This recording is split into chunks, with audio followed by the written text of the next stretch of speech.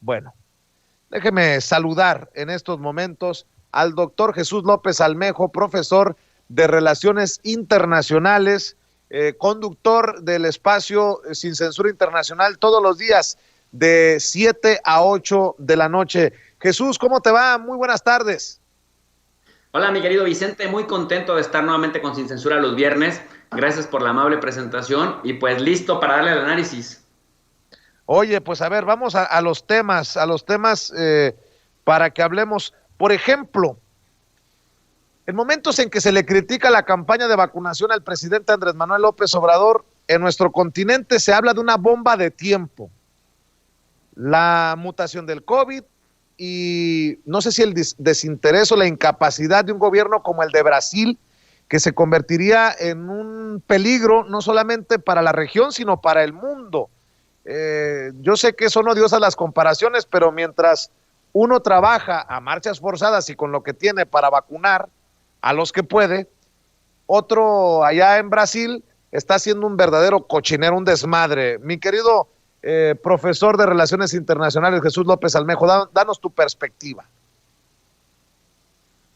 Pues mira, querido Vicente, la verdad es que lo has dicho bien, porque Bolsonaro en diferentes ocasiones, como buen representante de la ultraderecha en América Latina, ha mandado sendos mensajes a los brasileños en donde les dice que es tiempo de dejar de ser maricas.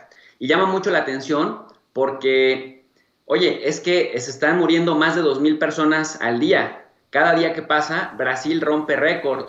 Incluso el número de muertos, por ejemplo, el día de ayer ya supera el número de muertos al día, por día, no en el acumulado, pero al día a Estados Unidos. Esto prácticamente habla de que no es que los brasileños sean, como dice Jair Bolsonaro, sino que está fallando la estrategia del gobierno federal de ese país para hacerle frente a la pandemia, porque este señor la ha menospreciado. Y es que, Vicente, las muertes ocurridas en el mundo, la de ayer, pues Brasil representa el 21% de todas las muertes, 21%, pero resulta que los brasileños nada más representan el 2.7% de la población mundial. Esto quiere decir que tiene una sobrerepresentación de 10 veces la proporción de lo que representa Brasil en el mundo en términos demográficos a lo que representa en el mundo el número de muertes por COVID, solamente de las ocurridas el día de ayer. Por otro lado, Brasil ya está registrando 80,000 contagios nuevos al día, por lo menos del 10 de marzo para acá, o sea, de hace 2 o 3 días para acá, estamos hablando de nuevos récords, no solamente de muertes, sino también de contagios.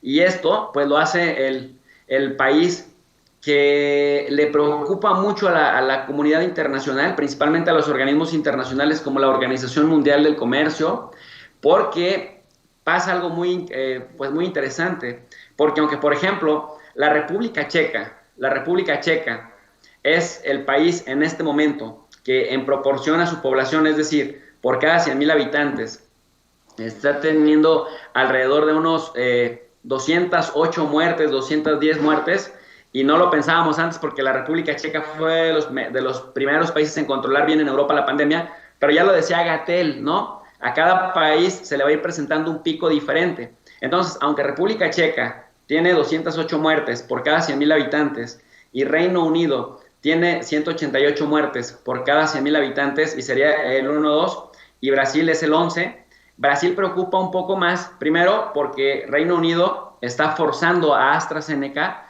a que primero le surta vacunas a Reino Unido para que terminen de, pues por decirlo de alguna manera, de vacunar en tiempo récord a la mayor cantidad de población y con ello de alguna manera equilibrar el número de muertes y que el indicador baje, porque también pues Reino Unido es el cuarto lugar después de la India en bruto con más muertos por COVID-19. Pero Brasil preocupa porque se ha hablado bastante, querido Vicente, de una nueva cepa, le dicen vulgarmente la cepa brasileña, pero en Brasil no se le conoce como la cepa brasileña, sino como la cepa de Manaus. Entonces, el tema es que hay una cepa que está siendo 2.7 veces más contagiosa que el COVID tradicional, pero a la par se están presentando de un ritmo lento de vacunación pero no hay confinamiento, no hay medidas de sana distancia, la gente muy pocas veces utiliza mascarillas, casi todos los lugares están abiertos, las playas, los restaurantes, los cines, etcétera, y con excepción de algunas provincias en Brasil, el gobierno federal sigue incitando a la gente a que sigan haciendo la vida normal, porque según esto, el proceso de vacunación va viento en popa. Entonces, ¿qué es lo que tenemos como resultado de esta política, por llamarlo de alguna manera irresponsable del gobierno de Bolsonaro? Que las unidades de cuidados intensivos, es decir, que de todos aquellos hospitales, los que se dedican a atender COVID, dentro de los que se dedican a atender COVID, las unidades de cuidados intensivos están a más del 80% de su capacidad. En 15 capitales estatales, o sea, fíjate, en 15 capitales estatales, estas están incluso a 90% de su capacidad, considerando que se incluyen en este número, en este indicador, las de Río de Janeiro y también las de Sao Paulo. Entonces, viene una preocupación porque primero no se está viendo interés en Brasil, sobre todo del gobierno federal, de ciertos gobernadores sí, pero no del gobierno federal. Y preocupa porque entonces hay un descontrol, pero viene la amenaza de la cepa a la que también se le conoce como P1 o la cepa brasileña o la variante brasileña, ¿no? Que es más resistente y es más contagiosa. Entonces, se dice que ya está incidiendo en cómo están disparándose el repunte de muertes y de contagios, porque Brasil está, como Estados Unidos se encontraba en el verano pasado, está con ese nivel de repunte y está caminando, digamos, a este ritmo. Ya más o menos se había logrado estabilizar la curva, pero nuevamente se disparó y rompe récords todos los días de muertos y de contagios. Entonces, ¿por qué hay mucha preocupación y por qué se le conoce a Brasil como una bomba de tiempo? Porque así como salió de China el COVID-19, el normalito que puso al mundo de cabeza en 2020, pues así también, Vicente, puede pasar con el de Brasil, que de hecho, bueno, México mismo dice, nosotros ya no cerramos la frontera, ya no nos preocupamos porque seguramente ya salió y ya ni siquiera nos dimos cuenta cuando pasó esto. Cerrar las fronteras sería también cerrar un poco o un mucho el tema económico. Y bueno, en el caso de Brasil, pues lo que se teme es que esta nueva variante, y por eso la importancia de tocar el tema, pues sea hiperresistente, por ejemplo, a la vacuna AstraZeneca, que en algunos lugares pues ya nos está aconsejando, porque bueno, dicen que esta en particular, la llamada cepa P1 de Brasil, o esta variante brasileña, pues la sobrepasaría en capacidad. Así que esta es la razón por la que se piensa que el COVID en Brasil está, por muchos factores, siendo una bomba de tiempo. ¿Cómo la ves?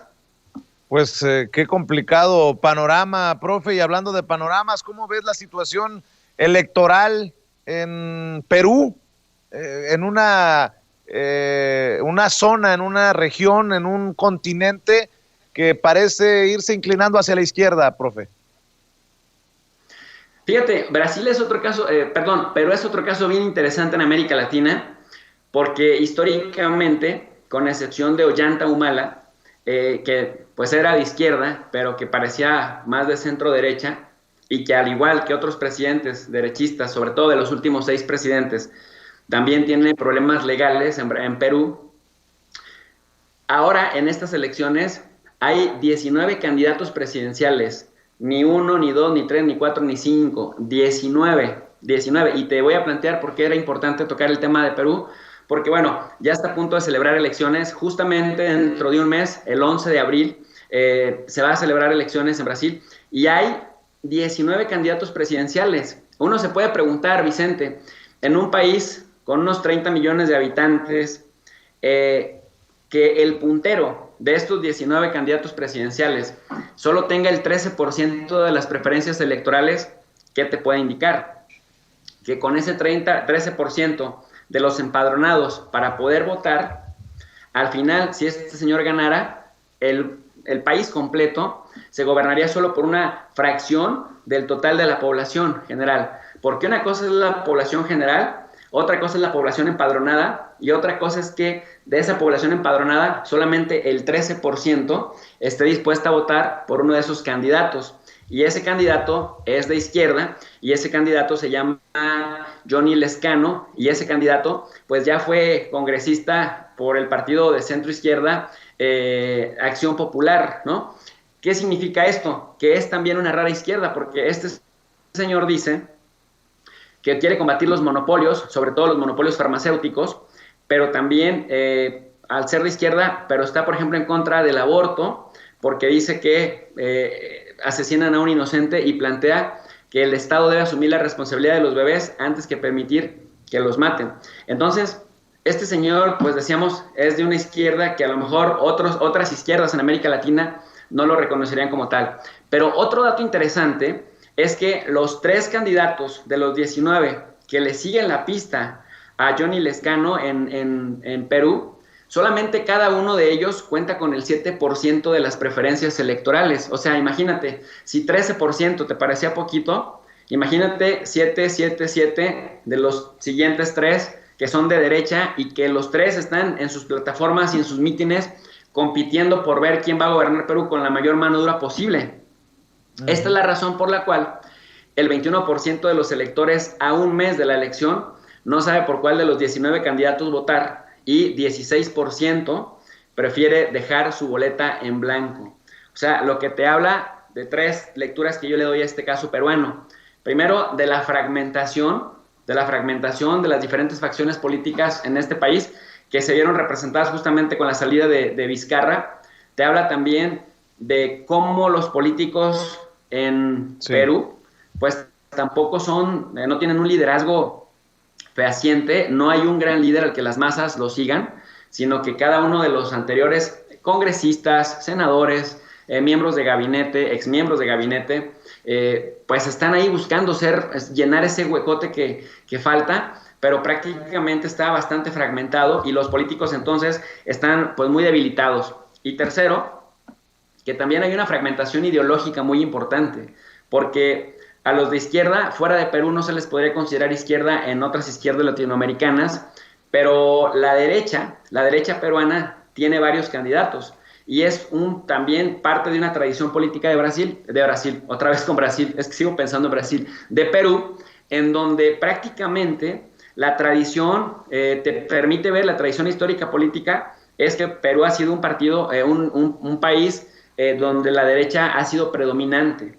Y por eso decía yo al principio de la intervención que Ollanta Humala, aunque se vendió su agenda política como de izquierda, pues terminó más parecido a la derecha peruana que a la izquierda latinoamericana.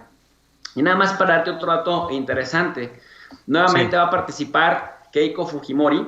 Keiko Fujimori es la hija del expresidente Fujimori, que, bueno, pues también, al igual que su padre, está involucrada en actos de corrupción. Y bueno, el jueves, o sea, ayer el fiscal Domingo Pérez pidió hasta 30 años de cárcel para ella por delitos de crimen organizado, lavado de activos y obstrucción de la justicia, por haber también recibido, entre otras cosas, aportes de Odebrecht y también de OAS de 2011 a 2016. Pero ella, ni tarda ni perezoso, de todos modos, a pesar de que tenga estos problemas, quiere volver a ser presidente, aunque tiene solamente el 7% de aprobación y un 62% de rechazo. Pues estaremos al pendiente del proceso, tanto en Brasil como en Perú. Por lo pronto, profe, voy a invitar a las personas que nos están viendo y escuchando para que te sintonicen de 7 a 8 todas las tardes, noches, en los espacios de Sin Censura TV, de Sin Censura Media y de Noticiero Sin Censura. Y tú cierra invitando a la gente para que te siga respaldando en tu canal de YouTube y en tus redes sociales, por favor. Muchísimas gracias, querido Vicente. Pues invitar a toda la audiencia de Sin Censura que se conecten al canal de Tu Profe DRI. Tu Profe DRI es un canal de YouTube exclusivamente para sesiones de relaciones internacionales, geopolítica, organismos internacionales, y con el plus, con el extra de que les dejamos una lectura en la descripción de cada video para que la gente complemente la exposición oral durante la sesión y que también lo pueda seguir profundizando con la lectura. Las lecturas generalmente son muy serias, querido Vicente, son de revistas indizadas, de libros muy serios, académicamente muy respaldados, y la idea es socializar el conocimiento para elevar el nivel de análisis en las redes sociales.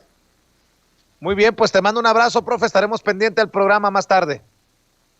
Abrazo fuerte, Vicente, gracias. Gracias, es Jesús López Almejo, el doctor Jesús López Almejo, profesor de Relaciones Internacionales y orgullosamente miembro de la familia Sin Censura.